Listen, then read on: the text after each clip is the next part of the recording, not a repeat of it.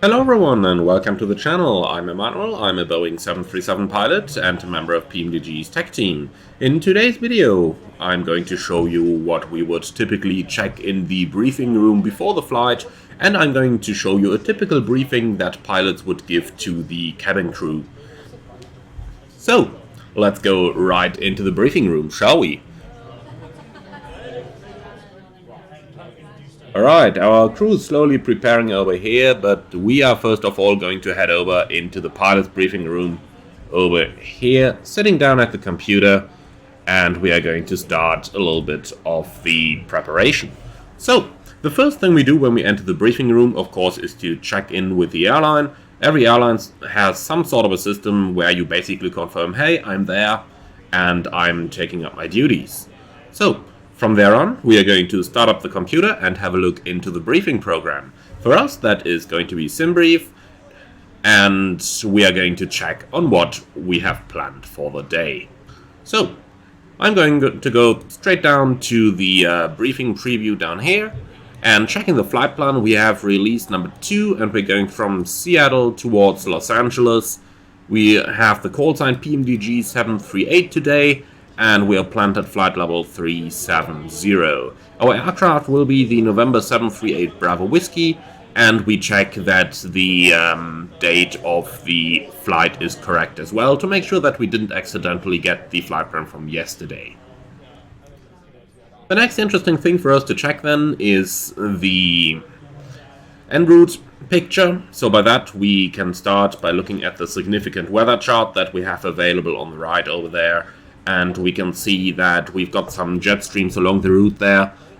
One is just prior to Los Angeles on the pretty short to the descent, and the jet stream course at level 300, and it lasts from level 240 until level 450. There is no associated clear air turbulence area marked on the significant weather chart, but still some turbulence could happen.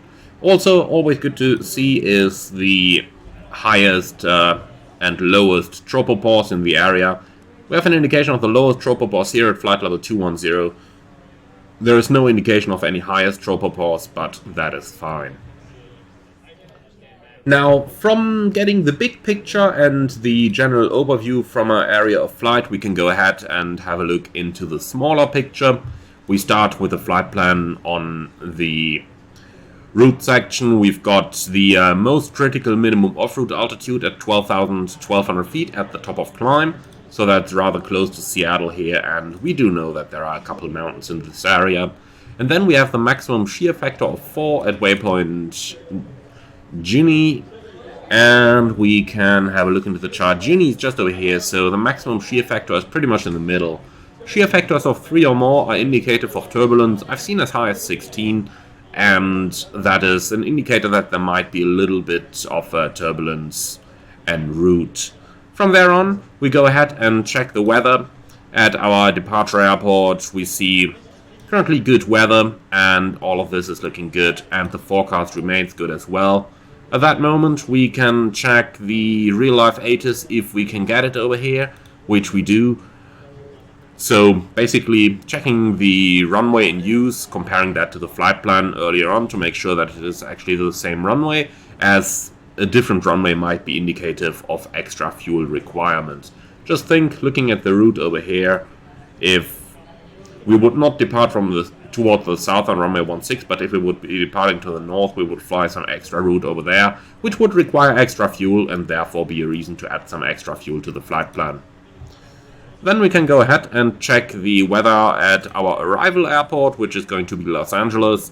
Wind is variable at 3, we got some high-level clouds, and looking at the forecast, there is a little bit variable winds indicated, with the main wind direction being around 260 today, and then tomorrow shifting into the other direction. So something along runway 25 in Los Angeles is what I would expect for the arrival. Again, check the flight plan, make sure that you have a similar runway, otherwise you might need some extra fuel. From there on, we're also going to check the NOTAMs, and over here looking at the airport NOTAMs, couple taxiway closures, but That's stuff that we can review en route again. The interesting stuff for us here is the approach procedures. If there may, for example, be an ILS inoperative and thereby requiring a less precise approach, like an RNAV approach. So that's the stuff that we would check on over here in the NOTAMs. Also the runway NOTAMs. We have a runway closure up here. We've got a couple puppies unserviceable. All not that much of a problem. Of course, check that the validity of the NOTAM actually falls into the time of the flight as well.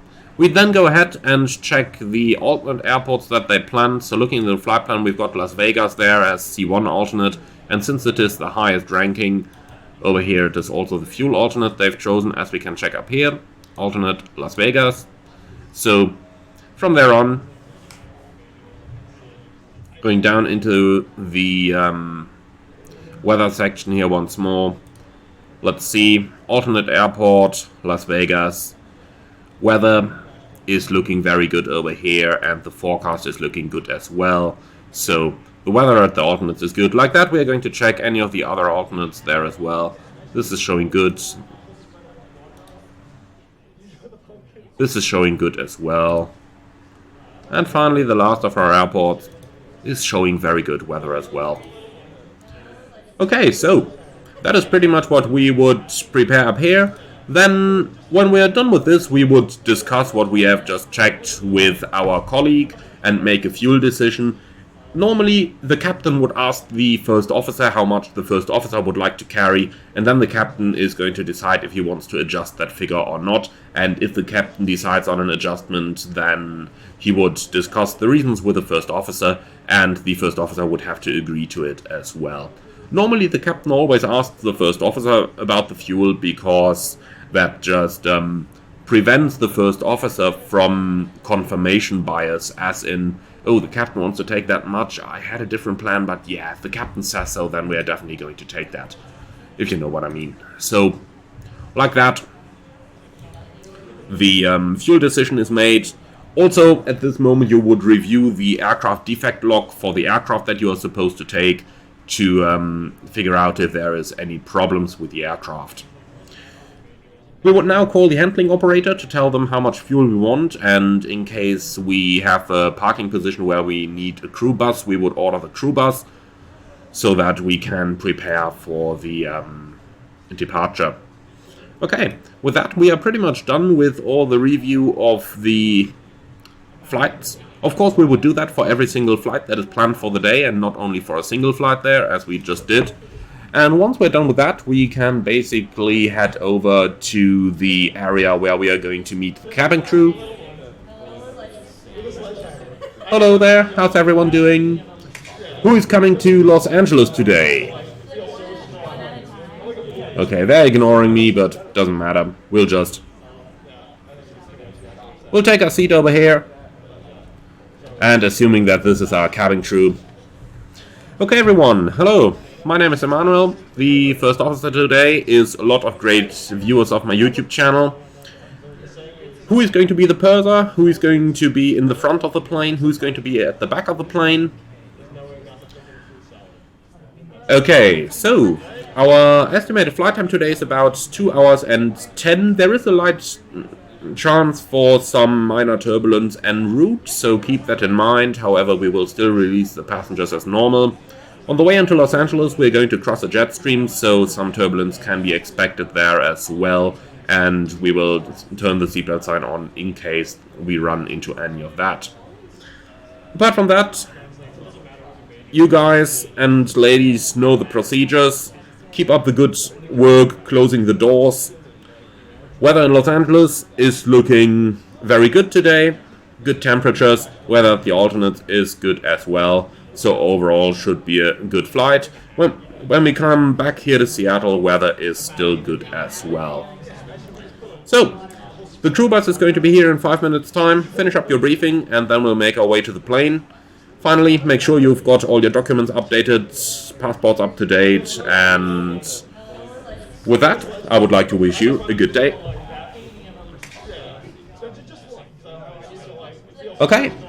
And with that, we are pretty much done with the briefing, so we can now head over to the airplane and take it flying.